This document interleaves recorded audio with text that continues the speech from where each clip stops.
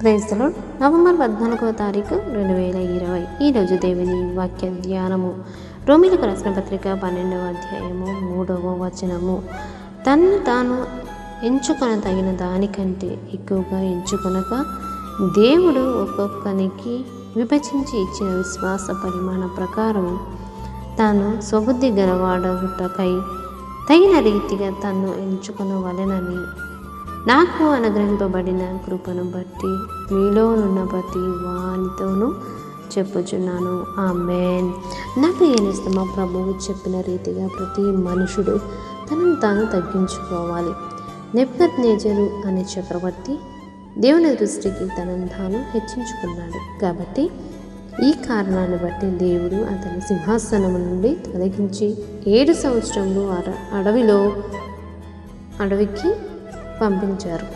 Lucifer అనే దేవదూత తనను తాను దేవుని దృష్టికి హెచ్చించుకోవడాన్ని బట్టి దేవుడి చేత పరలోకం నుండి త్రోయబడి సాతానుగా మారాడు. మనము ఏ స్థితిలో ఉన్న దేవుని దృష్టికి మనము తగ్గించుకోవాలి. అప్పుడే దేవుడు మనలను హెచ్చిస్తారు. మనం చేసే ప్రతి ప్రార్థనలో ప్రభువును హెచ్చించాలి. మనలను మనము తగ్గించుకోవాలి. మనందరము తగ్గింపు జీవితాలు కలిగి తగ్గింపు ప్రార్థనతో ఈ లోకంలో జీవిస్తూ సాగిపోదాం. ఇదే క్షణము నీవు నేను ప్రార్థనలో వేడుకుందాం. ఆమేన్. ప్రార్థన. దేవా, మీకే వందనములు తండ్రి.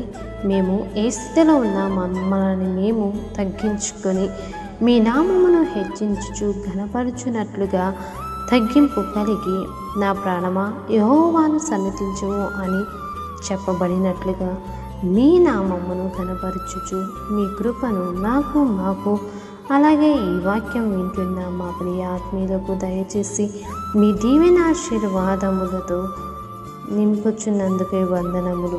మా ఆత్మీయులను మమ్మలను మీ హస్తములకు అప్పగించుకొనుచు యేసు అతి పరిశుద్ధ నామములో ప్రార్థించుచున్నాను తండ్రి. ఆమేన్.